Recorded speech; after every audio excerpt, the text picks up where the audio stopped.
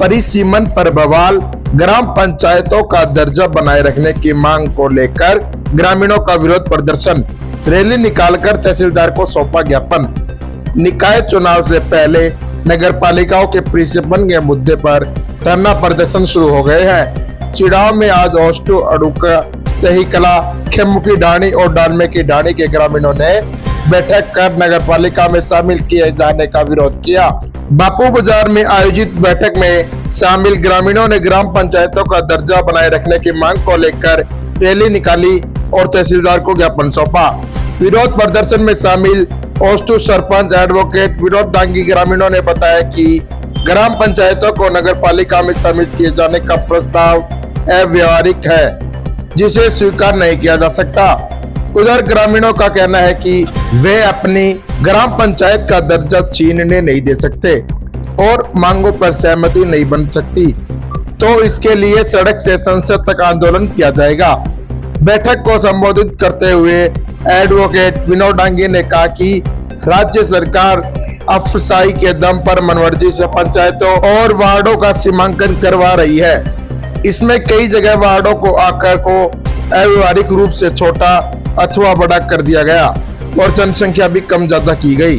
विरोध प्रदर्शन कर रहे लोगों का कहना है कि ग्रामीण क्षेत्र की भौगोलिक स्थिति, रहन सहन, खान पान और समस्या पूर्णतः भिन्न होती है। ऐसे में बिना ग्रामीणों की सहमति के उन्हें शहरी निकायों में शामिल करना उचित नहीं है। विरोध प्रदर्शन के बाद बापू बाजार से उपखंड अधिकारी कार्यालय तक रैली निकाली गई, जिसमें सरकार के खिलाफ जमकर नारेबाजी की गई। बाद में सरपंच संघ चिड़ाव व अन्य ग्राम पंचायतों की ओर से तहसीलदार कमलदीप पुनिया को ज्ञापन सौंपा गया।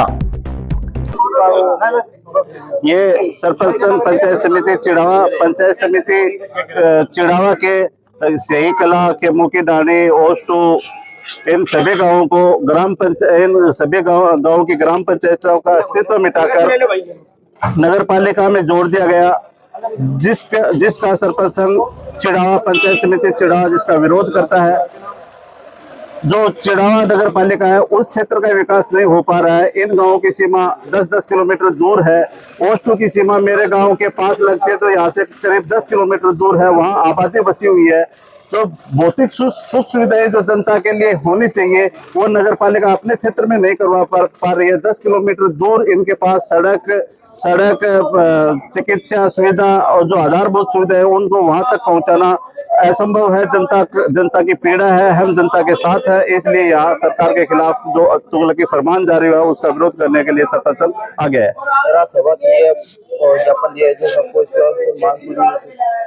अगर जनता की मांग है वाकई वाजिब है, जनता के अधिकारों के खिलाफ, जनता का अधिकारों का हनन है, अगर ये सरकार अपने तुगलकी फरमान वापस नहीं लेती है तो जनता सड़कों पे आएगी और जो करो या मरो की स्थिति जब तक संभव होगा हम करेंगे। मैं संजय कुमार सैनी, सचिव सरपंच संघ पंचायत समिति चिड़ावा।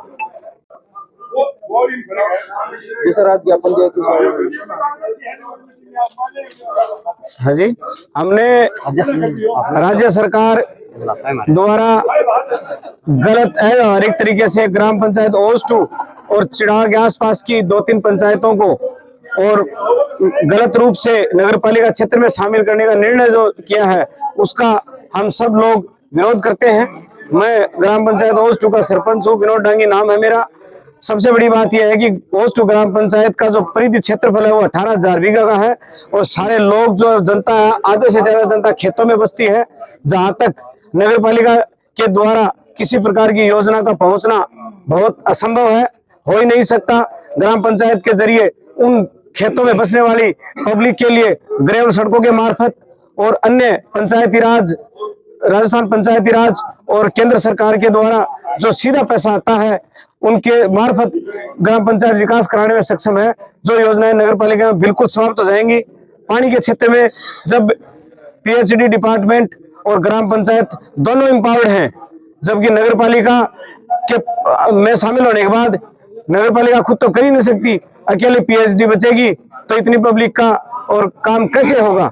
दूसरी बात, नरेगा जैसी महत्वपूर्ण योजनाएं जहां सरपंच 10-10 लाख की और योजनाएं स्वीकृति और केंद्र सरकार से नरेगा के तहत निकालता है, और जोड़ खुदाई और रास्तों की सफाई का जो काम चलता है उससे हर फेज में 10-10 लाख रुपए नरेगा के मार्फत गरीब जनता के खाते में पैसे जाते हैं, वो सुविधा छिन जाएगी। हम ग्रेवल सड़क नहीं बना सकते हैं नगर पालिका होने से, और अन्य जो सुविधाएं हैं जैसे बिजली पानी का जो बिल जो आएगा वो इस पब्लिक से भरा नहीं जाएगा। क्योंकि शहरों में वही लोग बसते हैं जिनकी आय का स्रोत ज्यादा होता है, और गांव में वही लोग रहते हैं जो सीमित संसाधनों में, सीमित इनकम में और काम चलाते हैं। जब इनकम वही रहेगी तो फिर नगर पालिका का बोझ हम कैसे उठाएंगे। और जैसे मेरे पूर्व सरपंच साथियों ने बताया कि नगर पालिका में एक छोटे से काम के लिए 20-20 चक्कर कटाने पड़ते हैं, तो क्या फिर गांव की पब्लिक चक्कर काटती रह जाएगी।